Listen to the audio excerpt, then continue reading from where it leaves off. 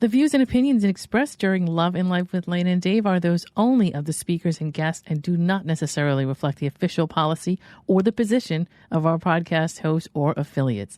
Any content provided is not intended to malign any religion, ethnic group, club, organization, company, individual, anyone, or anything. All right, let's do it.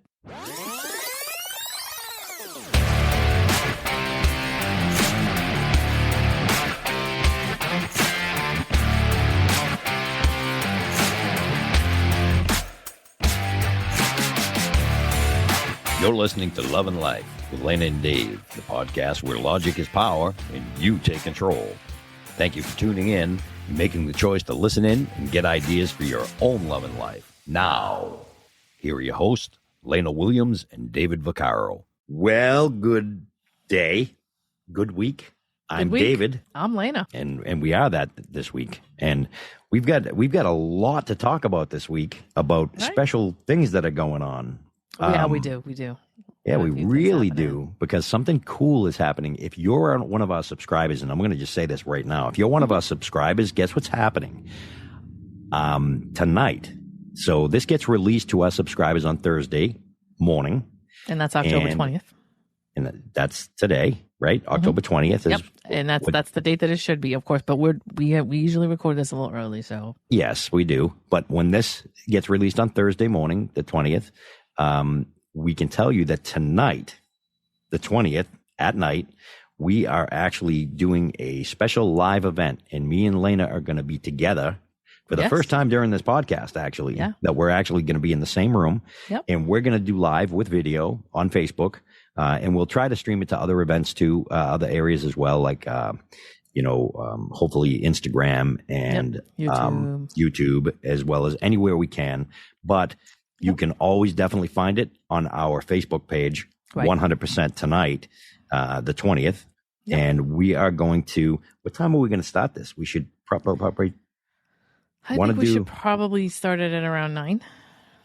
Okay, 9 Between p.m. 9 and 10. I mean, we work, we have things to do. We got our days going on, so we want to make sure we get settled in really good before we start. So, so 9 p.m. whatever you have going on tonight. Yes. October the 20th, Thursday. Cancel it. That's right, because what we're going to do is we're going to actually we're going to do cocktails, conversation, and logic, which means me and Lana are going to be drinking cocktails. So it might get a little silly. There's no question. It might. We're going to try to keep the logic going, but I got to be honest with you. We may become illogical. It might fall off. That's right, and which is a wonderful thing, because every single time we're on a podcast, we're always logical. So we're going to try to drink away our logic and see what happens. It doesn't work with for you me guys. Very well. Yeah, and then also Saturday. That would be the 22nd. Yep. We are hosting our first ever Saturday. It's a fall singles event, which is, you can also find that. And we've talked about it in the past where, I'm not going to go apple picking by myself. And a lot of people feel the same way, or on a hayride or stuff like that. So what we're doing is we're doing a singles gathering where all the single people get together and we go and do it together. So that'll be a blast, and I'm looking forward to that too. It'll be good too, because it's going to be a perfect time of year. Like, all of that stuff will be just popping. We'll have the leaves going, pumpkin patch, apple picking. Yes. This place I believe has everything, including hayrides and leaf peeping and all that kind of stuff. So so we're going to do all that stuff, and this is Saturday, October 22nd at 12 p.m. noon. Yes. Noon. For those of you who struggle with the AM PM thing, no, it's PM is noon. Yeah, well, it isn't midnight. I'll be on. That's definitely. Sure. Maybe it could last till midnight. I'll be around. We'll get thrown out. Well, I guess we'll have to take it elsewhere. That's right. So this is also at Hill Orchards on 25 Sanderson Road in Smithfield, Rhode Island. I mean, once you go into our Facebook page, which is facebook.com/Lana and Dave. Yep. You'll see the event. Yep. You sure will. And then what we'll do is, there are a couple people who listen to us in some groups on Facebook. And of course, we are in the New England area. So it's going to be basically Connecticut, Mass, Rhode Island, unless for some reason you're in this area at that time. It's going to be a little bit localized to those people. Right. Just so yeah. you So know. But, I mean, we do have people that are coming down from Mass because it's an event. Yep. And again, it's at 25 Sanderson Road, Smithfield, Rhode Island. So yeah, get your ass down here and let's do couples things as singles, which is kind of cool, right? Yes, it is. I mean, if this goes well, we may have to put together a singles Christmas event. You bet. Where we all do some Christmas nonsense. I'm willing to be somebody's boyfriend for the day. Okay. Yeah, that's wonderful. Maybe see how it goes. Maybe it goes into the night. Oh boy. Maybe the day after. Yes, we'll just have to leave that up to our imagination, won't we? That's right. Yes, we will. But yeah. So again, Hill Orchards, 25 Sanderson Road, Smithfield, Rhode Island, and that's Saturday the 22nd. And you find that on our Facebook page. Right. And yeah, say I'm going. So right now, me and Lana are going. So yeah, it's a date. We are going. And if it just ends up being me and Dave, which I doubt. I doubt it too. Because everybody loves us so much. Right. But yeah, then it'll be me and Dave picking apples. That's right. We're picking apples, and somebody else is gonna. Yeah, what the hell am I gonna do with the apples? Year, though. I love this. And then next week, just to kind of give you a heads up, next week, which is the 27th or 28th, depending on whether you subscribe or not. That's right. Dave and I are going to be doing a Halloween episode. Yes, we are. Yeah. For and several guess what? reasons, including Dave's birthday, which is right. I blew it wide open for him. Yeah, a lot of people don't know. Tell everybody that. It's from you. I have the coolest birthday ever, though. I mean, how can you? It's been cool since I was a little kid. Everybody gets dressed up and goes around. And I used to be able to stay out late on my birthday since I was a little kid because it's trick or treating. Yep. Although trick or treating is changed quite a bit today. Yeah, it has. And the reason I want to know the question I want to ask is why? Why has anything become what it has? Right? Why? Right. And guess what today's episode is? Dave, why? What is it? It's why. The word why. It's the word why, yes, and the very all the different complicated things that we can do with that word. Mm-hmm. So it was dawning on me as I was Dave and I had a little conversation recently about our mindsets, like since we started. Obviously Dave and I aren't geniuses, of course, by any stretch of the imagination, but we were just kind of like talking about the podcast and like how our minds have been since we've started it, as far as like the way that our way of thinking has changed and has has it affected our lives and everything like that. So and in the middle of that, a phrase came to me, which I've heard before, and I kind of understand, but as I go through this podcast, it gets a little more clear. And it is, once you know the reason why, once you start to really look at like psychology, right, and the way that brain works and the way that, society works and people, their needs and things that they do, their motivations for things, once you really understand all of that on a different level, you really have a different reaction to the most people in your life when they do things. You can't get mad at anybody anymore because you kind of understand the psychology behind a lot of stuff that people do. That's right. So yeah, I mean, it's kind of interesting because you hear people say all the time, "Why me?" Well, there's reasons why you, of course, and that's really what we're going to talk about. Is there's always an answer to the question why when it comes to like relationships and pretty much there's always an answer. Anything. Yeah, anything. Yeah. To be honest with you, there's always an answer. It may not be an answer you like. Correct. It may not be an answer you can do anything with. Correct. Right. That's there's true. always a logical answer to the question. But there's also many things that you can do if you start asking yourself why and you care. And don't just say, why? Why do bad things always happen to me? I hear that a lot, right? That's a big one. Yeah. Why do bad things always happen to me? Why can't I get a boyfriend that treats me right? Why can't...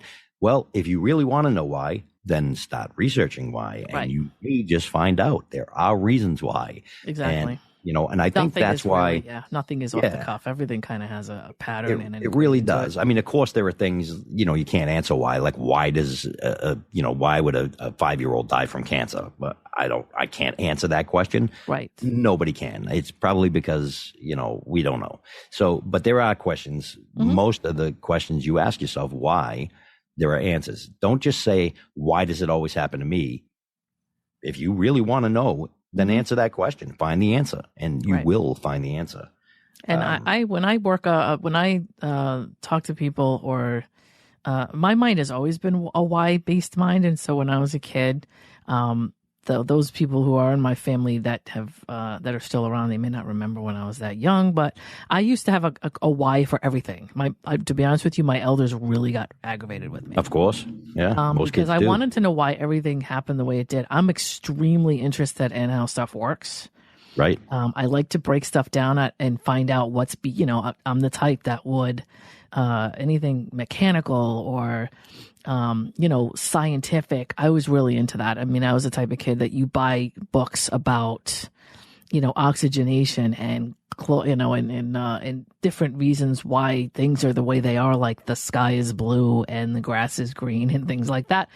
Right. I was really into that kind of stuff. I was into National Geographic and patterns of different types of animals and nature and wildlife. All that kind of stuff was interesting to me because, to me, all of it is interconnected, and none of it, to me, not a lot of stuff comes out of nowhere. It just doesn't. And I just have to say that a lot of guys are into, are into the history and stuff like that. And you know how we get into that? You brought up National Geographic. We originally looked at National Geographic for the boobs. Okay. And then we get sucked in for everything else. Well, That's I'm okay. not. I'm sighing because I saw it coming. Because you sure did. First mentioned it. You did. And of course I did. Yes, you saw it. But yeah, so it's the beginning of finding out why and your curiosity to things.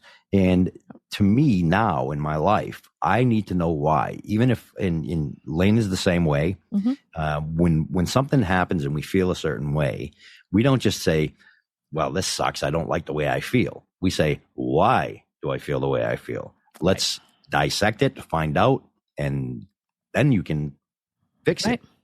And maybe never feel like that again. Right. I'm going to break down for everybody here the way that my brain works. And so let's say I'm upset about something that happens. I'll use a relationship because those are the easiest to understand for people. And if I'm dating somebody and something happens where I'm upset, and I don't know why, and I'm sure all of us have been in a situation where we've been in a room with somebody we're dating and somehow we're not happy with the situation and we don't really know why it is. With me, it's usually in a social setting. For me, I will go and analyze myself. I will never take apart somebody that I'm dating before I understand what my problem is. So I will always go off and put my own feelings under a microscope. But I have always been the type to take a step-by-step process on how I feel. And this is all my emotions. This is happy, sad, whatever it is. I've always identified it. I've always trying to understand what was causing it. Was it a valid feeling, right? Right. And he's laughing at me probably because, most people have a feeling and respond and scream and yell. I don't do that. Right. You know what I mean? For me, it's important for me to know why it's happening, what's causing it. Is it even about me? That kind of stuff. I can't really talk to somebody. You know what I mean? About what's happening. Until you know. Wise or otherwise, until I have some information. I can't just be spouting off at that mouth. I know a lot of people that do that. That's a huge problem, I think, in most relationships, right? Is you, without finding the answer why you feel the way you feel, you're making assumptions and you're throwing all kinds of shit out there and hoping that it sticks. And some of it you can't take back. No, you sure can't. And you probably heard me use this analogy. It's an analogy where I used to tell my kids, remember, when you say something to somebody, take a clean piece of paper, nice and white, nothing on it, and take that paper and crumple it into a ball and squeeze it, because that's what your words do when you say something. Now say, oops, sorry, and make it all flat again. Right. It'll never be the way it was, because once you say something, I'm a firm believer that I've never been in a relationship where somebody says, you know what, I'm done with this, I want to break up and blah, blah, blah. And then we end up back together. Never, not once in my life. Because you said it. I heard you. And if so you there needs didn't to really at least feel be a that way, discussion about why it was said and whatever. Yeah. And I don't agree with that either. Somebody screaming at you and just saying stuff to hurt your feelings. Nope. I'm not a game player. I will never say something to purposely hurt somebody just because I'm upset or mad or whatever. It's control yourself, Right. The answer, the question I would always ask is, why would you go there? Of all places, why would you go there? Because down deep, you probably feel like you don't really want to be in this relationship. So days you're out. I'm out. I'm not coming back. Yeah. Hey, I heard you let say yourself out. Good for you. Congratulations. Yeah. Somebody said to me once, I don't love you. And I said, okay, I heard you. And she's like, well, I only said that because I was mad. And I go, well, if you're mad and you're mad enough to tell me that you don't love me, I'm assuming that somewhere down there, deep down, you don't really love me, because why would you say that to me knowing it's going to hurt me? Right. So yes, we have to understand, and I'm just going to say this really quick. I mean, if you're in a relationship, and I'm seeing a whole lot of stuff going out there right now, relationship wise, with dating and everything else. If you're not invested, if you're not really looking, I mean, this is a person you're supposed to date. So to some degree, you're supposed to be a team. Correct. So you're not really supposed to be enemies. Like, No. that you're not, it's not a competition. Not even at all. Not even a little bit. So being a competitive person is one thing. I'm a very competitive person, but I don't want to compete with the person that I'm in a relationship with. I want us to be on the same team. Right. You don't, unless we're playing tennis, and then I'm going to. You're not on the same team. That's different. Right. But anyway. But if you're on a basketball team, you don't compete with your other teammates. It doesn't make sense. You'll lose every time when you're trying to steal the ball from your teammate. Well, you have to, and I know, and I don't want to sound like a psychologist, but or a therapist, but like, what is your, you're with this person. What is your goal? Like, what is your long-term goal? What is your end game there when you're trying to compete? Are you looking to like create a bond and build some type of empire with this person? And if so, why are you throwing stuff at them to get under their skin? Why are you throwing stuff at them that why are you pushing buttons and that kind of stuff? Yeah. It doesn't work out well. Anyway, I will say that with people in your life, if you, instead of focusing on what people say, and I learned this because of my childhood and the way that I grew up, and my playbook is about this, I always try to get past the thing the person's saying to me and try to focus on why they're doing it. And when I tell you get a completely different result when you do that, I can't even begin to explain. 100%. And then once you do that, you can unnerve people like unbelievably with, that's sure, you think I'm an asshole. That's great. But do you need to have a conversation with me here? Is there something beyond that you need to have? You kind of like don't really take the insult that they throw at you. You don't react to it. You kind of, you go, thank you for that. I'm an asshole. You put it on the table and you go, okay, what seems to be the problem here with you? Because that's not something they want you to do. They want you to get upset. Right. Somebody who's pushing your buttons is trying to get you to unglue. Correct. They want the fight. There's a power struggle going on, right? In a relationship. The reason, like I said, I was kind of born and raised in a family with a mother that was somewhat, I believe, narcissistic, but it could have been bipolar. We don't really know, because when I was younger, it was a different story, and a lot of stuff like that wasn't labeled. Right. But she would. My mom and I had power struggles a lot because I learned very young not to respond to her. When I did, it would drive her crazy. Sure. I mean, as a 5 or 6 or 7 year old, I learned I really learned the poker face thing. If she was, you didn't engage. I just didn't. What we call it now is gray rock, which means somebody's jumping up and down and they're throwing everything they can at you to get you to lose your shit. Right. They want to fight. Lose your shit. They become the powerful one. They get control of you when you do that. Yes. So they're trying to, again, it's a competition. It's a one up for them. Correct. If you don't give it to them. I think people should carry around a button that are like this and just push it and say, guess what that means? That means the fight's about to begin. Why?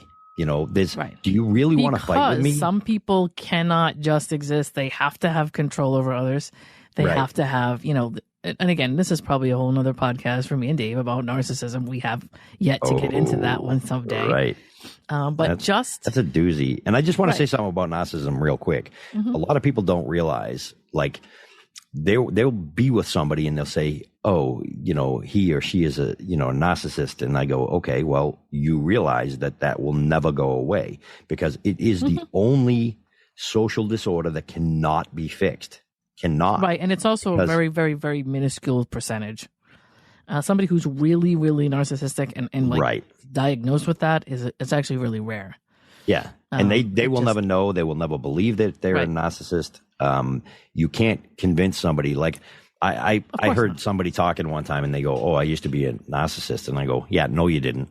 Yeah. No, you absolutely didn't. I promise you, because a true narcissist, one, cannot be fixed, and two, would never, ever admit to being a narcissist because they think they're not. They don't recognize that they're. But again, what they do is wrong. We had this conversation a couple of episodes ago about people that are using words and they forget the meaning. Correct. And they're they don't understand everything with the word and whatever. They do.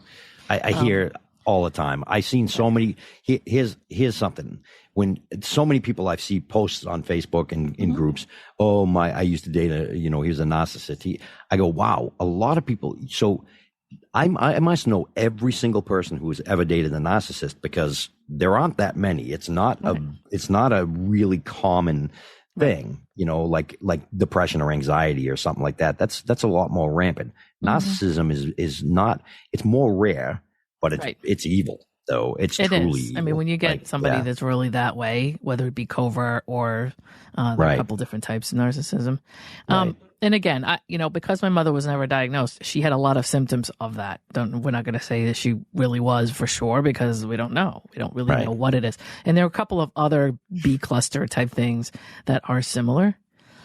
So there could have been there could have been other things that she really was, but basically her actions, were highly, for somebody there were just some things that she did that created defense mechanisms in me, that I started to look beyond it. I don't know how to put this, but if somebody just keeps trying to argue with you and do this and do that, if you picture them as a child, you just picture them as a child version of themselves that's trying to either get attention from you or get the upper hand on you. Some people just can't have a relationship with you without it having to be a thing where they feed off of you have to be in awe of them. They just can't exist. There has to be this push-pull going on constantly with the people around them. And it's a weird thing, but they'll feed off your energy. And if you don't give it to them, I don't know how to explain it. It's just kind of like have a regular day with somebody. It's just not happening. It's not possible. Right. Some people cannot just go about their business. They can't do that. They've got to annoy everybody around them with this stuff.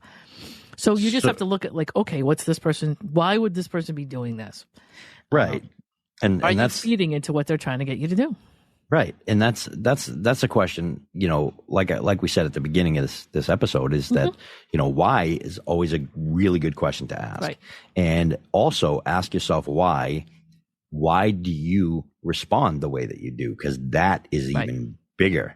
Because look, we can't control other people, but we have to be responsible for our own actions, right? I think it was Will Smith that had a conversation about it may be somebody else's fault that you act the way you do, but it's your responsibility not to act that way.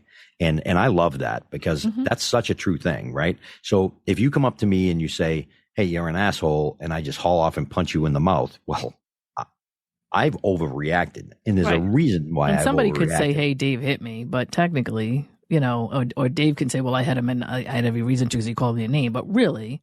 Right. Partially, it's responsibility on you. I'm responsible. Yeah. I'm responsible for what I choose to do. So here's the thing. If let's say you're in a relationship, and again, I've been in relationships, and somebody says, I don't love you, and, I don't think you're attractive, or whatever they say, the mean shit that they say, I look at the way, how does that make me feel? And I go, okay, and how am I going to respond to this? Because I'm not just going to blurt out, well, you're fucking ugly too. And because what am I doing? Right. I'm not going to. People do need. I call it knee jerk. They do. Knee jerk reaction is a bad idea. I always tell people all the time. I say never make decisions based upon emotion because they're never right. Your emotions change constantly. All of us, our emotions change. It's we may be feeling great one day and feel a little under the weather the next day, or emotionally, I mean. And if you're in a fight with somebody, your emotions change immediately. You go on the defensive. That person's hurting you, and it's almost like a fight. So you want to fight back, but sometimes that's what they want. That's what they're trying to do. They're trying to get a rise out of you. And I tell people all the time, good luck getting a rise out of me because I know me completely. Right.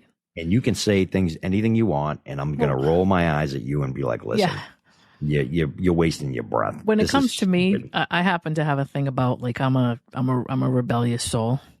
If I can tell that you're trying to get a rise out of me, that's like almost that's now going to become the last thing you're going to get. That's right. Yeah. So if I can, and that's why I'm saying the why for me is important, because if I see somebody just throwing insults at me, well, then I will go, okay, why are they doing this? Well, they're trying to get me unglued, because if I become unglued, then that makes me look like the crazy person. And I know that because as being a kid, that was something I grew up with. So I have your lack of control. Your lack of control is that's a problem as well. So if you don't have control, like somebody was being, horrible to me once, and I just said to her, I looked her right in the eye and I go, "Why do you hate me so much?" She goes, "I don't hate you." And I go, "You're talking to me like you hate me. Like you're talking to me like I would talk to somebody that I literally loathed and hated." Right. And that's the way you're talking to me. And she started crying. She's like, "I don't hate you." And I go, "Then what are you doing?" Right. Like, why? What do do I deserve for you to attack me like this? I mean, I'm sitting here and you're upset about something else. And she's like, "Well, I had a bad day." And I go, "Well, wonderful. You had a bad day. Why are you trying to make my day bad too?" That saying, "misery loves company," is a true statement. We know where it comes from. Well, if somebody else feels, and a lot of people even in the world are like, well, at least I don't have that going on. And people are always looking for somebody that's got it worse than they do, because then they feel better. Right. And it's cheap, but it works. But I don't think it lasts very long. But a lot of people do seek that out. But the psychoanalysis response is gold. Right. That's gold. It is when you can analyze somebody and kind of like realize why. And you usually can pick it up, and you get really good at it after a while. Like I'm really good at it. If somebody, like, for example, I'll give you an example. I was out, this was a while ago, and I see it a lot, like big time. When guys are out and they're out on, we'll call it the hunt, the prowl, they're looking to meet a girl, and two guys have started talking to one pretty girl. You'll watch those two friends that are supposed to be really good friends. You'll see them attacking each other to try to, and you can't see, but I'm going to say guy A is up here and he's like, I'm at my head height. And then guy B is down by my chin. Okay. And what happens is guy B, instead of trying to come up and bring himself higher, what he tries to do is bring guy A down to his level, so he has equal opportunity. And that, to me, is insane. It's like, well, look, it is. Yeah, I guess. I put my friends on a pedestal, and by doing that, guess what I'm doing? I'm showing my confidence, right? And that works way better, guys. I'm the same way. Don't do that to your friend, first of all. And women do it too. I remember one time I was at a bar and I was talking to these two women. They were both very pretty, but I found one of them more attractive. But as the conversation went, I was more attracted to her because she had a better personality, so many other things, right? So I was giving her a little more attention, and she goes, "Excuse me, I have to go to the bathroom." She leaves to go to the bathroom, and her friend immediately started talking shit about her. And I said, "That's your friend. Right. Do you think that I find you more attractive now because you're trying to bash your friend? Well, she used to be really heavy, so she's got all this flabby skin and blah, blah, blah." And I was like, wow. I go, "That's your friend you're talking about." Right. I go, now that all of it, yeah. Exactly. Now all of a sudden I'm realizing that this other woman who's trying to get my attention is totally losing it because she's not loyal at all. Right. Right. And that's like petty. It's so and it's not even pettiness. It's what it is, I mean, it is, of course, petty, but what it is really is it's jealousy, and you're showing truly who you are. Right. And, people don't realize when you talk crap about one of your friends, you're telling me that you're not loyal at all. Right. So guess what? I don't want to be in a relationship with somebody who's not going to be loyal to me. Right. Because when I'm in a relationship, I've got your back even when you're not there. She had that girl's back until she left. Then she didn't have her back anymore. That's a bad person to me. Right. That is an issue that I don't want to be around. So, I mean, I actually don't. I always feel like the kind of like the host or the guide. So anytime I go out with my friends, I may find a guy attractive, but if he's talking to a friend of mine, then I'm going to get out of the way of that. I always feel like my friends... or build her up. Right. I always feel like my friends need relationships more than I do. So I always kind of go, oh, let me get out of the way here because I'm fine by myself and I don't. That's right. If anybody's going to get hooked up here, you know what I mean, then it probably needs to be one of you guys. Right. And that's just how I do it. But just jump in and be supportive about that. So I'm on the beach, by the way, if you can hear all these motorcycles going by. There was an event today. So Kinda. Really. I don't know if you can hear them or not. Okay. Well, I figured. Not too much. And my chair has been really good. So guys, listen. Oh, no, it's not going to squeak. Oh, there it goes. No, he's not. Okay. So I'm sitting in a squeaky chair too. And now it's going to start squeaking. I opened up the can of worms. So if you hear me squeaking, I'm not in bed doing dirty shit. It's my chair that I'm sitting in. Nobody thought you were except you. Listen, it's wishful thinking. Okay. You can ask yourself Fantastic. why. You'll probably figure it out pretty quickly.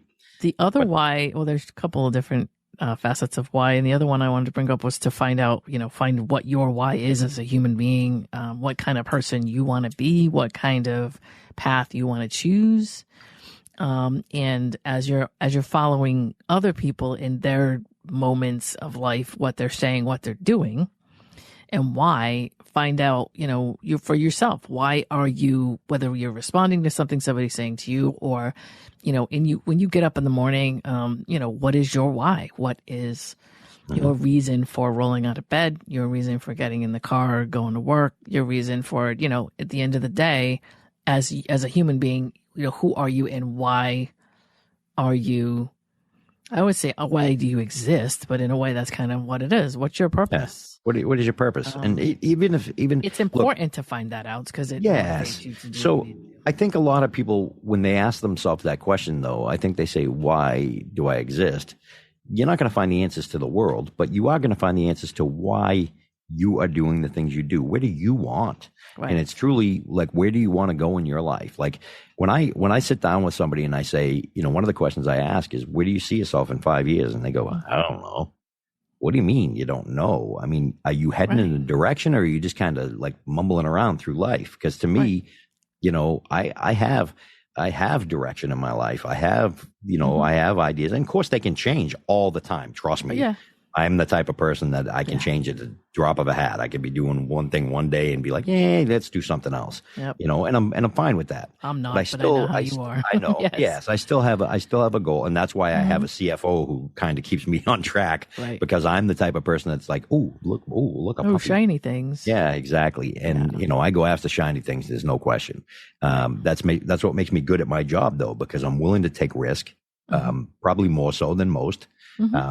Any entrepreneur in the world you meet is going to be a risk taker, but you have to have that, you have to at least know what your plans are. And that's why, and that's a question. Why do I do what I do? Well, I know why I do what I do. Yeah. And I'm not going to try to explain it here because it's insanely long. Do you know, I was told not to ask somebody that. What? But that if I asked somebody, in 5 years, where would they be? That it was intimidating to ask a person like that, and that I was insinuating that they didn't have direction, and that's not really why I do what I do. You ask because you're curious of their direction. Yes, well, yeah, I find it fascinating. Here's a person who I'm talking to. It could be somebody that I'm friends with, somebody that I'm going to date, whatever. Yeah. To me, it's natural, and I mean, I've got a 10-year plan. Don't even talk to me about that. So to me, 5 years is like an easy answer, Yes. But some kind of direction. And I've talked to people who are like, what do you mean by that? Right. I don't know. I'm doing this right now. I don't know. I'm like, oh, that's, I don't know. Like, don't get me wrong. I mean, some people can live their lives like that. I'm not wrong with it. And a lot of people have this misunderstanding that by having an idea where you want to be in 5 years is the same as having an itinerary in life, which I do not. You can ask any of my friends, I will not make an itinerary in life. I will not, because to me, that's work on top of work, and I won't do it. There are people that live like that. More power to you. Not my thing. Don't expect me to stick to an itinerary. We can't let that. And you've heard me and Lana talk about it, where I like the whole live aspect of it. And she's like, oh no, I have to take notes. I do not take notes. And I say, what are we going to talk about? And let's just go. And that's how I am, because I do better in my life. And it's, again, I've asked myself why, and I know why. And, some people need like major structure to get to where they need to go. Right. I do not need major structure to me, because in life, in my opinion, my life for me has a lot of obstacles. And if I have this straight ahead goal, and there's an obstacle in my way, I get stuck at the obstacle. I need to be able to kind of, move. With somebody like me, life. I know what I want in the end goal, but I research the path. And so I know the obstacle is coming, and I create contingency for the obstacle when I get to it. And I do not. It's not like I don't know an obstacle is coming. And for me, it's easier to know that that is a possible obstacle so that I'm prepared for it. It just, I sleep at night better that way. Yep. And everybody is different the way they do it. But to say to me, I think I was on a date with a guy once, and I said to him, so, I can't remember what he did for a living. I think it was like, this was forever ago. I think he was like, he did roofs for a living, or was a roofer, which is cool. I mean, I'm a blue collar girl, so that's fine. Yes, you are. And I said to him, so, you work till such and such a time, and then when you get off work, what do you do? And I was asking him what he did in his spare time, and like, he didn't understand the question. And I couldn't believe he just didn't know what I was talking about. I'm like, so you get off at work at 3 or whatever, or 4. And so what do you do like when you get off work? Like, do you have hobbies? Do you, and it was like, what do you mean? What do? I just go home. And I'm like, you go home and you do what? And finally I was like, I can't deal with somebody who just doesn't understand like something. Nothing. It doesn't even have to be like, I wasn't even asking for anything specific. It was just like, even if he said to me, well, hey, I like to go to the park and sit on the bench and look at the ducks. That's something. I would have been fine with that. Sure, of course. Right, or I go home and I unwind, I watch TV. Like, you could ask me, what do you do after work? I go, well, if I've had a very difficult day mentally, because my job is mentally more than it is physical, I will come home and I will turn on TV and I will get immersed in a movie to kind of change my brain out of business mode so I can relax. That's and that's a very common thing for me. And I get it, and so maybe it's he interesting. Thought that was like I was quizzing him or something, but I wasn't. Well, how can somebody quiz you on your own life? No, I know but that's my what life. I'm saying. Like maybe he thought like I was seeking out a specific answer. He thought he was going to answer it wrong. And by the way, like that drives me crazy because there's no right or wrong answer to these things. This is not the dating game. Like we're not. We're not getting Chuck Willoughby and all that. That's you know what I mean. So it's like you're not getting points for right answers. And yes. There's no right or wrong thing to say. Like somebody's asking you information because like they're trying to find out who you are. And I said to this guy, I said, so, when you retire, like, what is it that you want to do with your life when you retire? It was like, what are you talking about? What do you mean? Like, he didn't understand. Right. I'm like, well, do you have like a project that you want to do? Do you like want to travel? Like, what do you want to do when you retire? Like, you want to buy like a summer home somewhere? Any ideas, right? Do you have any ideas for your future? And some people don't. What I was talking about. And I was like, well, I can't. I don't know. I really just was like, well, I don't know what to do with this. I can't. So I gotta tell you, Lana, here's an interesting thing that happened to me. So I've been on the dating app Hinge. Yes. And it's the only one that I use. Yep. And I had a little bit of a conversation with somebody on there, and she seemed pretty cool. And so she gave me her phone number, and I sent her a text, and she said, I hate to do this. She goes, but can we postpone our conversation? She goes, I have COVID. And I'm not my bubbly self. And she goes, of course, if you call me, I would answer. And we were texting back and forth for a little bit. And I said, you know what? I'm calling her because she said I could, right? She said, you can call me, but I'm not going to be my bubbly self, forewarned, blah, blah. But I would gladly answer your call if you called. Okay. So I called and she goes, you didn't call. I go, I sure did. I go, I want to hear what you are at your worst. Right.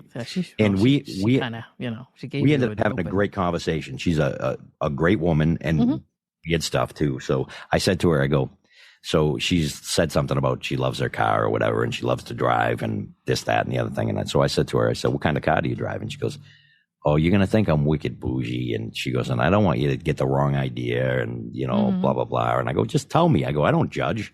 She goes, I drive a Porsche Cayenne. And I go, oh my God.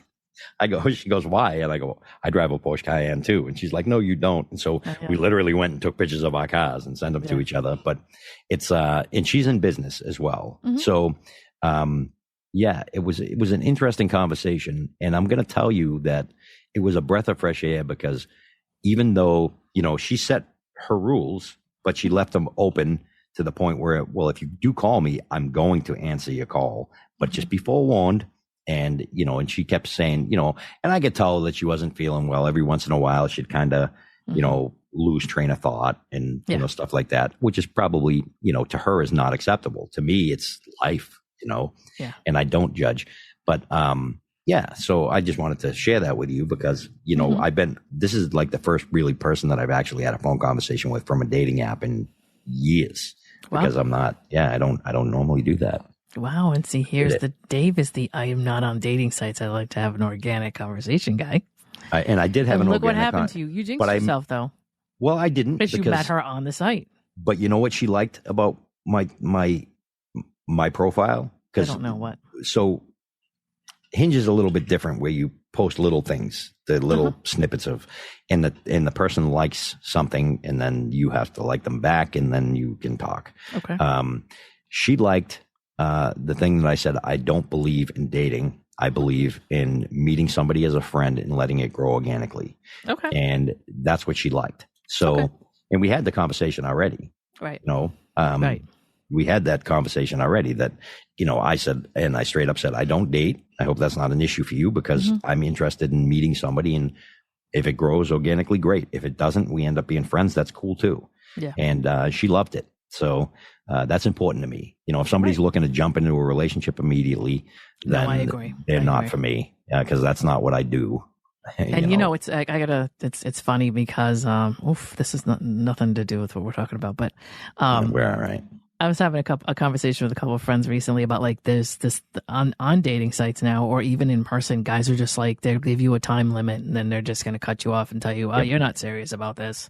Yep. So if you don't respond to me in 10 minutes, good luck with that. I'm not going to stay hanging around. And you're just kind of like, okay. Now, of course, we're all like, you do you enjoy that. Like, we're not going, I don't know what that is. If that's some kind of reverse thing where we're supposed to feel bad about it and like try to chase them down. I don't know. It doesn't work with us. I'm not sure if there are women who are falling for that, the whole thing where we drop everything we're doing and respond immediately. But yeah, there are guys who are having a hard time with like just allowing us to respond when we have time because we have lives. I get that. I mean, I've had somebody send me a message and I don't respond for a few days and they're like, fine. And they get a wicked attitude. Yeah. Like, and I go, listen, I own businesses. I'm not on here every day. Right. I check this when I check it. It doesn't. She goes, well, you can set it up to do alerts. And I go, I'm not interested in doing that. Yeah. I'll get to it when I have time. Right. And I said, and I don't know you. And I said, and honestly, this is not a good first impression. You are getting mad at me for working. I'm busy. Well, yeah, it's like just because they want a response when they want it. And to be honest with you, that's a really wrong foot to start on. Of course it is. And of course, if you're saying, I can't imagine what life is going to be if you ended up dating them. I think they're doing where they're, I call it, they're falling on the knife. That's what I call it. Like, in other words, like almost like suicide by cop. Right. Where they're just, because they don't like the limbo or they don't have control of the situation is what it is. And if they don't have control over it, they're going to muck it up because at least they have the control to muck it up. Right. Yep. And I used to be guilty of that. Yeah. I used to have that. They call it fear of success. And I used to trash everything that was good in my life. Yeah. I'm just you meet a person online and you haven't really talked to them more than once or twice, or if even just a match where you haven't spoken yet. Right. And they're putting a hard stop on you. Right. Telling you that you can't possibly be serious because they asked you a question at 3:00 and it's now 4:45 and you've not responded. Right. And you're just kind of like, we just kind of find it amusing. We're like, okay, whatever works for you. I can't see anybody that you meet being okay with this kind of thing. But there are people that like that immediate attention. And they think that if you were serious about, and this is what I hear, and that's fine. But what I'm saying is, you were serious about being in a relationship, you would have responded. Right. In a timely manner. And I go, and I've even asked people, what the hell is a timely manner? I mean, should I, should I leave preference? Of course. Should I leave my meeting that I'm in and go immediately respond to you? Or can I take what you said and, think about it and I'll get back to you? It's just like anything. If you go, here's the thing. If I go and I look at a house and I'm going to buy a house, I look at the house and I say, well, there's, let me think about it, because there are some things I like about it, some things I don't. And I want to make sure that I'm in the right house. Right. The same thing. But this is something a little more, in my opinion, more serious. Yeah. You're talking about beginning a relationship with somebody. And when you're buying a house, they actually say, yeah, we understand. Yes, they do. We understand. You've seen it. Yeah. You walked around. You need somebody to look at it, inspect it. You need to talk to some people, your financial. Yeah, take your time. Yes, because you need to learn more about the house before you make that purchase. Because and people are like, well, that's different. That's a house. And I go, a human being we're talking about. Right. What is more important, a human being or a house? I mean, I can't. It's just crazy. I tend to be, even if I don't, I have always a million things going on. And now Dave has worked with me enough on this podcast that he can tell you, there's always something happening, whether it's my job, whether it's this podcast, whether it's stuff I do off of my job, and when I'm on my spare time, and the DJ thing I do on the side, and what am I promoting, what am I not? And I actually have a book that I'm waiting for illustration on, and when that kicks in, I have no idea where I'm going to put that. So there's this stuff. There's always something going on. Right. I'm never going to be sitting around bored waiting for a response. It's just not my thing. Right. And we were actually just talking about that today. How we, it's like people are amazed that I even have time for a podcast. And I take time to go and do things with my friends. I actually just got a text while we were sitting here, and a friend of mine said, hey, don't forget, we're doing this at this place today. And I'm like, oh, yeah, that's right. So I'm going to do that right after the podcast. I'm going to take a shower. I'm going to head out and go do my thing. I do make time for my friends. Or whatever, right? Yes. So you don't lose track of it. That's right. But we have so many things that we do. Lana and I are both very busy people, and it doesn't mean that we don't have, like, people say to me, well, you're way too busy to begin a relationship. I'm like, that's the most ridiculous thing I've ever heard. Right. Because look, when I can make time, we have time. There's plenty of time in the day. And, there are things, it doesn't mean that I have to drop the podcast or quit my job or any of that stuff. Right. And, it's kind of funny because there are people out there that work one job and then they go home, like that guy you were talking about goes home and does nothing. Right. He, does he have time? Maybe. Yeah. It's, time is, but time is something we make, Right.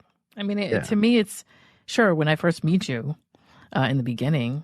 Yes, we both have things to do, so we now need to incorporate some time when we can, but there should be allowances to the fact that we have schedules. Of course. And both people, sorry, but if you're sitting around waiting for me to answer you, you don't have enough. You need to find something to do. You need a hobby. I feel like I always say, occupy yourself. Maybe that's mean, but it's never been my nature to sit around and be like, how come I'm not hearing back from so-and-so? Honestly, a lot of times I think I text somebody and I don't. I will actually open up my text and be like mad because somebody didn't respond to something I said, and realize I never sent the text. This is my life, right? So not mad, but you know what I mean. Like, in other words, oh, hey, it's been a couple of days. I never heard back about this thing. If it's time sensitive where we need to know something by a certain time, we're scheduling a dinner at a restaurant or whatever it is, and I didn't hear back and I need to know. Sometimes I will open up my text and realize I never actually sent the text to schedule the thing. I've done it too. I didn't hit send. I've done it where I do that all the time. I write out the text and I don't hit send because I thought I had more to write, and then I get sidetracked from something else, and and you're like, oh yeah, happens. I sent that. Yeah. And then you find out you didn't. So it's like, if you're expecting me to text you back in 10 minutes, I mean, sometimes I think I sent it and I didn't even send it. Right. Because so much is going on. But anyway, the why in your life is the important thing, and like why you. What is your goal? What is your purpose? And again, you don't have to have there's no specific answer. There's no right or wrong to it.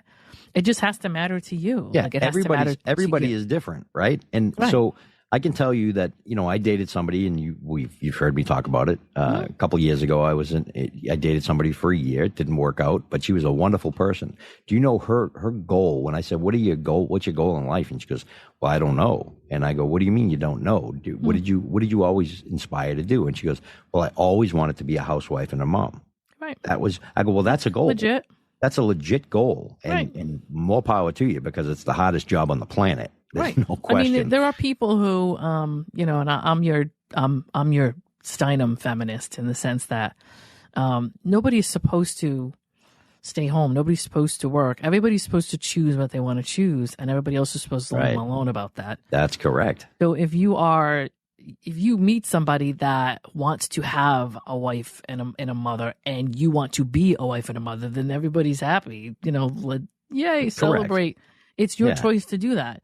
And as long as it works for you and your family, nobody should be telling you, well, why aren't you working? That's none of their business. That's not a thing that takes away equality, in my opinion. Right. It's just your choice. It is. You as long as it's your choice. Right. And at the end of the day, what you do should matter to you. So you don't be doing stuff that is going to make you feel worse about your life if it's not what you really want.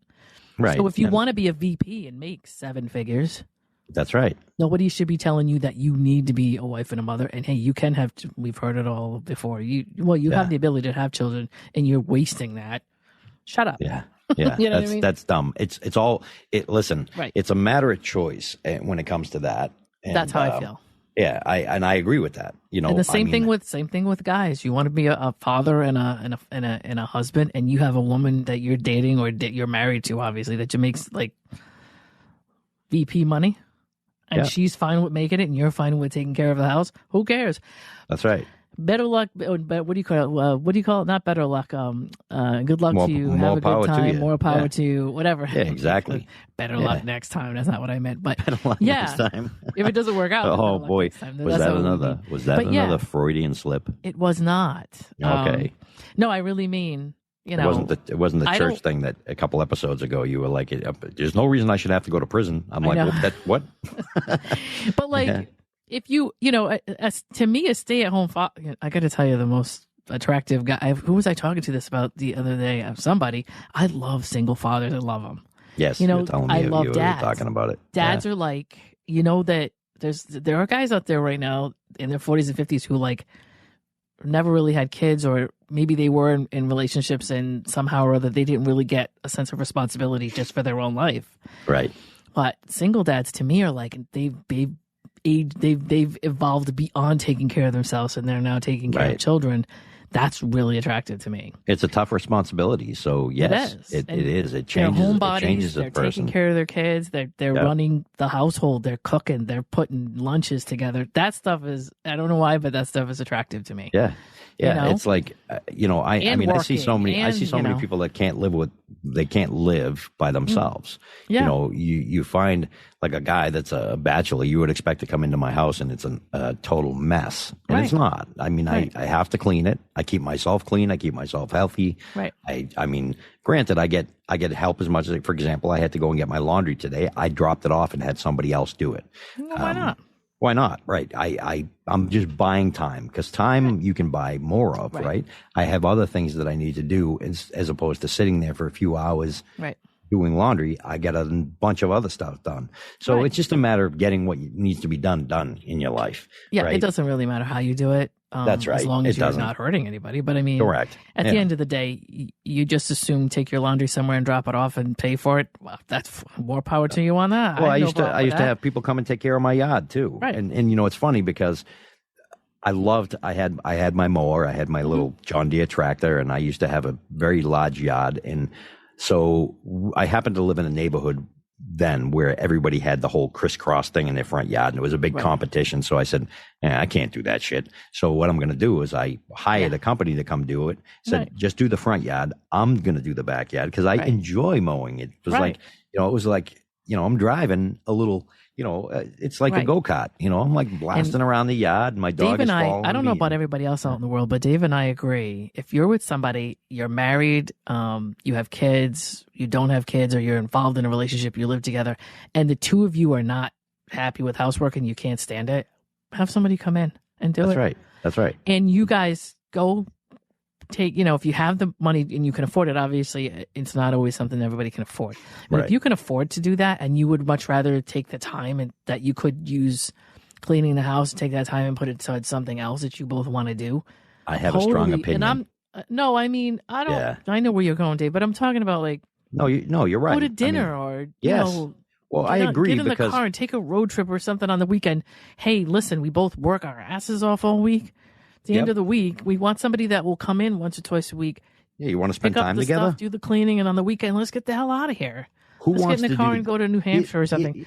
Right. Right. And here's my problem, and it's not really a problem, but you look at most households have to have both adults working, right? So a husband and wife, let's say they don't have kids, and they go to work every day, and then they both come home and they go, well, somebody's got to cook dinner. You cook dinner and I'll clean the bathrooms, whatever. And they're doing that. So guess what happens? They come home from work, they do all this stuff, and then it's time to go to bed. And they get up and do it again over and over and over again.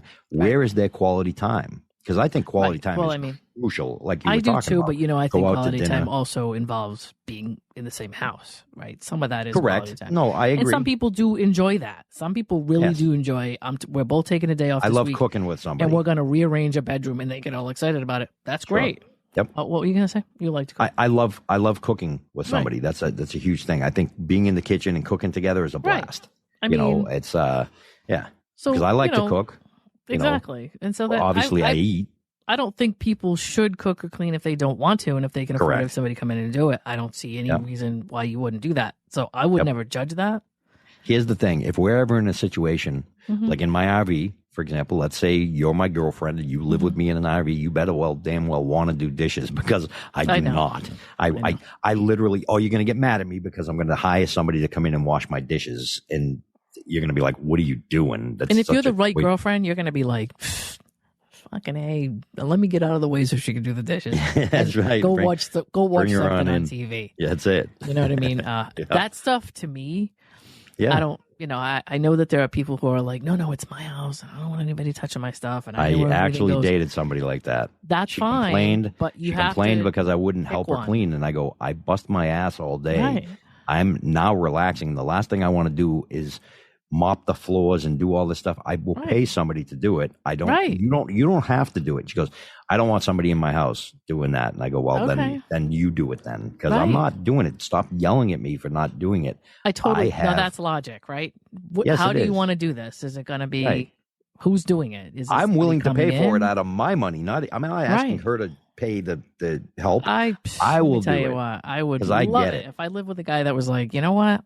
I think we should take a weekend and go do blah, blah, blah. And you know what? I'll pay for somebody to come in and clean. Sign me up. Bring it. Yeah, take my money. That's the same whatever. way, and don't get me wrong. I don't necessarily, I have an issue about my space too.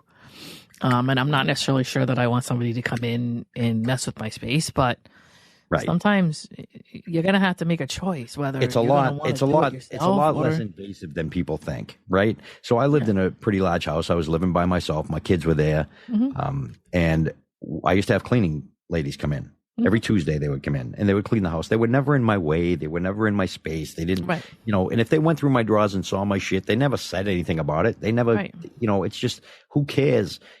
People are so like, I think they're just looking for an excuse not to do, I think they'd rather fight about it than find a resolution about it. Right. That's the thing.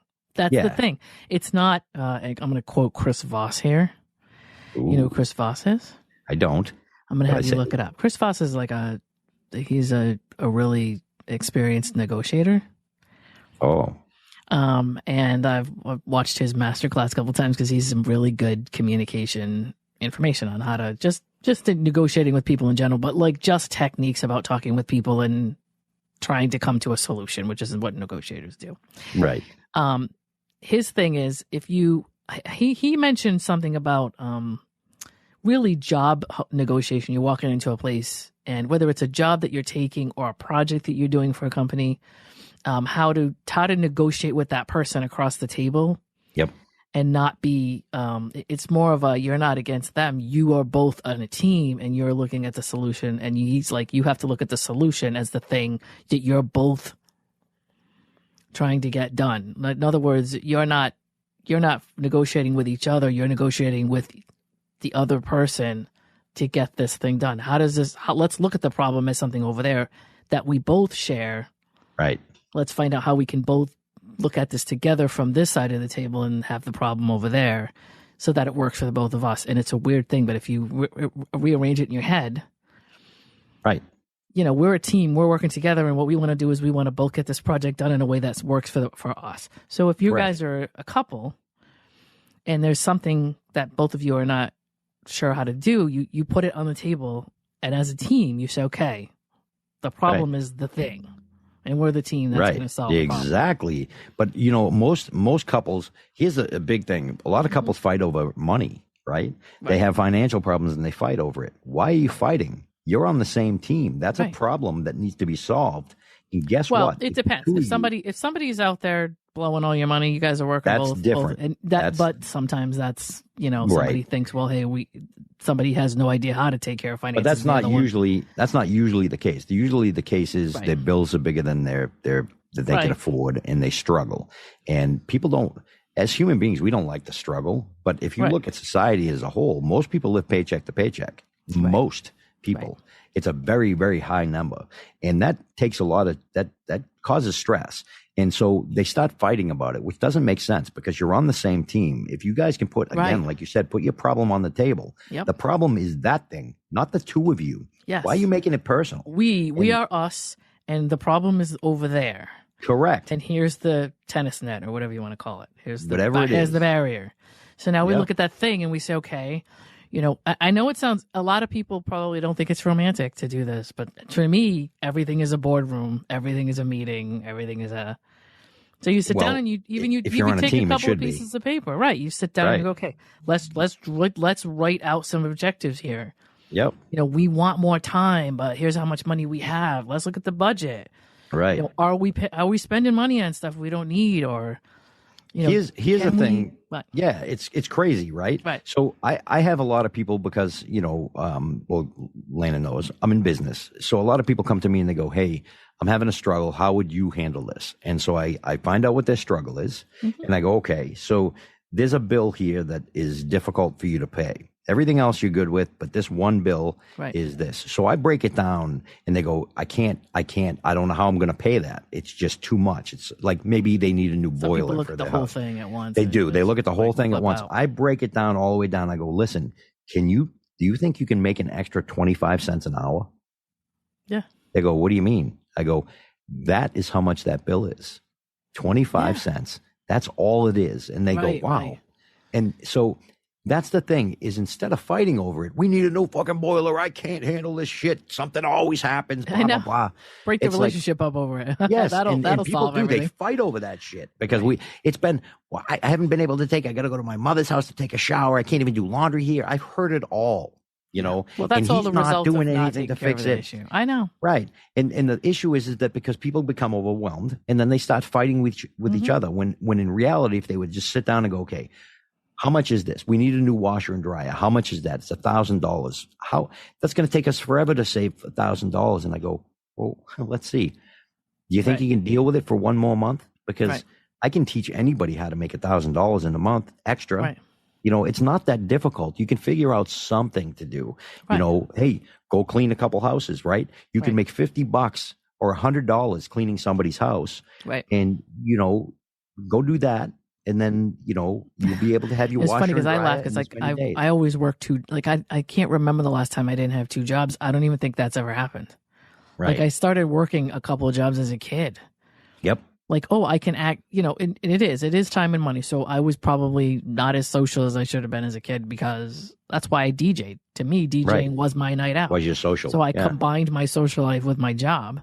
Right. I got bad because eventually for me to go out to a club and spend money on drinks, I was like, I hate this because every time I go to a nightclub, somebody gives me money to show up. So that's right. It's going the wrong way.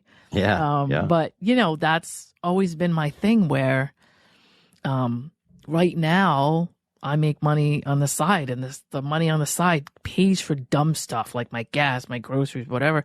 I don't want my day job check to go to anything. I want it to sit. Right. I take money out of that. The microphones we're speaking through, that's extra money. That's so, it's called setting yourself to have some what they call expendable money. Right. Money that is not required, but it's a nicety. So you can get different things. Right. You can do things. So if you have an emergency, you're prepared. Right. And that's really what's important. People don't prepare for anything. Right. I'm kind of a prepper, right? Mm-hmm. I believe in being prepared for anything, right? When COVID happened and nobody had food and meat and everything was shut down, here's the thing. I always have ridiculous amounts of toilet paper. Always. I always have. And you know why? Because when I went through my first divorce, I stayed with a friend of mine, and literally I still had to pay, for certain bills that now I have to pay double bills. I didn't have money to buy toilet paper. Like I really didn't. And I remember wiping my butt with coffee filters because that's what was in the cabinet. Yeah, you were like, that's what it was. So Never again. Yep, you'll do it. Nope. You'll be like, okay, something like that will happen to you where you do something a certain way and you go, oh no. Never going to happen again. The minute I can get what I need to get, I'm never going to go back to this. So when nobody could get toilet paper and everybody's panicking because they didn't have toilet paper, and plus I've been to a country where you have to wipe your butt with your hand, which is gross to us, but it's very common for them. That's why they don't eat with their left hand in certain cultures. They only use their right hand to eat because that left hand is used to wipe. And they wash it, of course, but it's still every day I learn something, and today that was the thing. That's Can't always pick what you've learned, but I remember okay. I was at the place and I go, there's no toilet paper here, so I got to go to the bathroom. So I go downstairs and I say, "Guy, do you got toilet paper?" He's like, "No," and I go, "What?" Because I'm one of these guys that if I go to a different country, not only will I go, for the business side, and basically you're in an American-run business in that country, like a Marriott or something like that, right? So it's set up for Americans. I like to see how they live. So I went and I stayed in a small little their type of hotel where they would stay if they were, traveling or whatever, and they did not give you toilet paper, and because they don't use it in that country, and so I asked the guy, can he goes, I can sell you some, so he gives me. So he's like $3. So I'm expecting, wow, $3 a roll. That's kind of expensive, but I'm willing to pay it. Nope. He gave me like 4 squares of toilet paper. I was like, what? Oh my God. So so I guess I ended we went up through that whole thing. I mean, I live alone, but when COVID happened, when I started to see, it's the weirdest thing for me is like for some reason, I don't know if it's because of where we live or the way that I do research, but a lot of times I will see a trend coming down the road before it hits my area. I don't know why. Yep. I'm happy about that. So if I see something happen more than once, I'll start looking into it, and it looked like there was going to be a meat shortage or whatever. Every time, I'm just one of those people where every time I go to the store, I buy one extra thing. Yep. One extra thing. If you go to the store every week. That's called prepping. Right. Yeah. So it's just like, okay, well, I'm going to buy one extra package of chicken this week and freeze it. And then the next week, I buy an extra pack of chicken and freeze it or whatever. Whatever. Same thing with toilet paper. Yeah. If I have the money to buy some extra rolls, I do, and I throw them, in the closet. Sure. Or whatever. And for me, just being by myself, it's easy. That's enough for me to be able to deal with it because I'm just covered myself. Right. But yeah, if you do it a little at a time, if you do anything a tiny little bit at a time, it adds up. And think about it. You've got your answer. Why? Well, COVID. Right.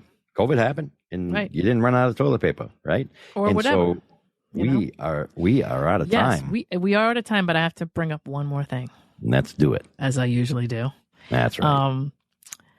Let's discuss quickly when why is irrelevant. Why doesn't matter? Right. And that's like if you're talking to somebody and it doesn't go your way, you're dating somebody or you're going to date somebody, you talk to them for 3 weeks and they decide to ghost you. Right. And you're like, why did that happen? In a case like that, other than why you're acting the way you are, the why of the other person is not important. It's irrelevant. Yeah. It's also, there's no way you could know it anyway. Right. But also, who cares that they pretty much giving you like a total idea. They is. They are. They pretty much giving you a pretty solid response. And if they're it was something that you posted on our thing where ghosting is an actual answer. It's your answer. So why? Because they didn't like you. Oh, why they didn't like you is irrelevant. It doesn't matter. Maybe your boobs aren't big enough. Maybe your boobs are too big. Maybe they just met somebody else. It doesn't make a difference why they're done.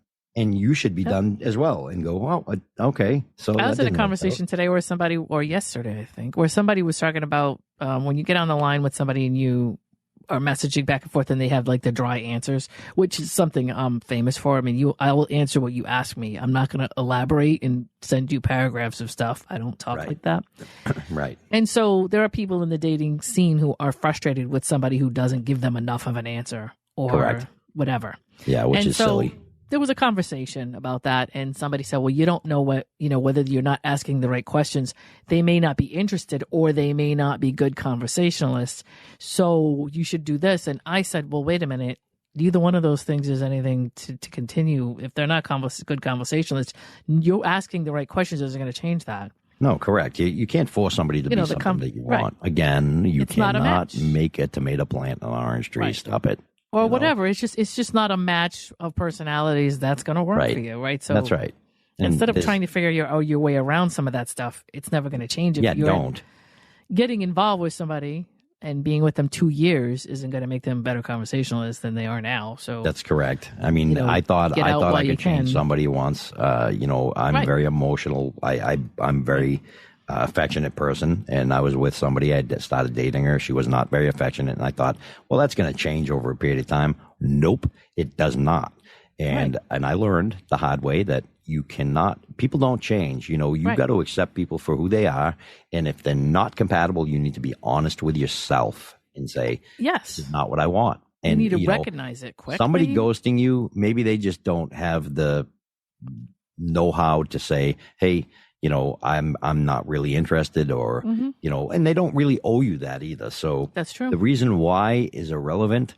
And that is the time when you don't need to ask why. You can ask why it bothers you so much, and that's something you need to. That's the thing that you can work on that. If you've been talking to somebody for, let's say 6 weeks, and you think things are going well, and all of a sudden they ghost you, why they did it is irrelevant. Why it bothers you after 6 weeks is something you may want to look at. Well, especially if you haven't met them. If you haven't met somebody, I don't even know what to tell you. That, to me, yes, sure, there's an investment in conversation. But if you never met them in person, to me, nothing even begins until you do. You can't really a relationship engage. Stop looking at relationship as an investment. It's not. That's what I'm saying. You don't get return on your investment. That's not what you're there doing it for. But it is a fact-finding mission to talk to someone. Yes. Of course it is. And it is. It's that thing where people are going to learn about you until they decide they don't want to learn anymore. That's what dating is. Right. Yes, unfortunately. When you come to the situation like I do, and you've heard me say it, I look at somebody from across the room and I go, would I marry her? Could I spend the rest of my life with her? And all I got is the way she looks, and the answer is, yep, that type of person I could spend the rest of my life with. Now let's check and see what happens next. Did I go and have a conversation? Yes, I still could spend the rest of my life with this person. Then we have sex and it's bad. Could I spend the rest of my life with this person? Nope. So when the answer is no, that's when it's done. And you need to be honest with yourself. Just because everything else is great, you might be missing that one thing that does matter to you. And that's why. So, and I believe that statistically, a lot of the people you talk to are going to be mismatches. Of course. It's and maybe that's depressing for some people, but the realism of it is the best way to go. Just so you know what you're dealing with. The best way to find out is to talk to them, and the quicker you find out they're not for you, the better. That's how I look at it. So if the person's not going to be a match, make it sure. But I'm saying find out as quickly as you can so you can move on. Of course, yeah. That's why I don't do the whole dating. I don't have the intention of dating somebody when I first meet them. Yeah, is it possible? Of course it is. Yeah, I know most people do, and I don't get that. I don't either. I don't even know how to say that. People can change that. I don't think they should. Yeah. They should just go about their life and whatever happens. But if you're going to be looking for, hey, are we a match here? Are we not a match here? If you're not a match, you want to know as soon as possible that you're not. Right. Because everybody has lives and things to do, and nobody has time to find out after 3 months that you're not a match. So the sooner that you reveal that situation, the better. Yep. Of course. You can move on. But anyway. Yep. So we're done. I just wanted to quickly throw that in there. Yeah, done. Don't forget, tonight, if you're listening to this on Thursday, the 20th. October 20th. Mm-hmm. That's right, October 20th. If you listen to it because you happen to be a subscriber and you're so special, don't forget tonight we're going to be having some cocktails live on Facebook, and we're gonna see if we can get rid of our logic. We're not really going to, because it's just so ingrained in us that no amount of alcohol is going to make us illogical. It'll be fun to watch us fail. It will. I have a feeling you're going to hear a lot of. I have a feeling you're going to hear a lot of the. Yeah. our conversations might go way awry, but you know what? That's going to be fun. This is not going to be, or we probably not going to post it as a podcast. So make sure you catch us on Facebook Live that night. And it could be other places or too. Just go to our Facebook page for the information. Yes. We'll at least tell you where it's going to be there. Yes. And that's going to be 9 p.m. Eastern Standard Time. Yep. So come drink with us. That's what we really want to do. Can I just say this? If you're hearing this Friday, you missed it. You missed it. Yeah. If you didn't subscribe, you would have caught this. If you did subscribe, you would have caught this, but you didn't. We're gonna advertise it anyway. So if you follow us anywhere, you probably will see or hear about it. Now, the cool thing, what we're gonna try to do, and I can't promise, and alcohol is involved, so it may be a huge failure, but we're gonna try to take live calls during this live show. So this should be a lot of fun. It should be fun. People get drunk and call us. It'll be like a new improved 2.0 version of Dave's old Facebook Live. Oh, absolutely. Much better. Much better. If you used to watch my Facebook Live and I would do the Friday night cocktails, this is going to be one of the much better. 96,000 people that used to watch this live. I know. What the hell? How'd that even happen? Yeah, how did it even happen? I don't even know. Who the hell am I? How could they not come looking for you? You should have like a Dave Vaccaro army. I did. And I don't even know how. But you should still have it. They're out there somewhere. They're scratching their heads going, where's Dave? Where is he? They're looking for you. They're out in the woods. Do I still have that Where's Dave website? I think I might. Yeah, you might. I remember that. Yeah. So anyway, you guys, thanks for listening this week. Yes. And just get keep your in why. touch. Get your why straight. Yeah. Why? Yeah. And why? Because we like MIC. Except for this podcast, of course, you know why you're listening to this. That's right. Were you just going to sing the Mickey Mouse theme? I was, but then I thought maybe that's a breach of copyright. So I think stop that now. MIC. Why? La, la, la, la, because we love you. That's why.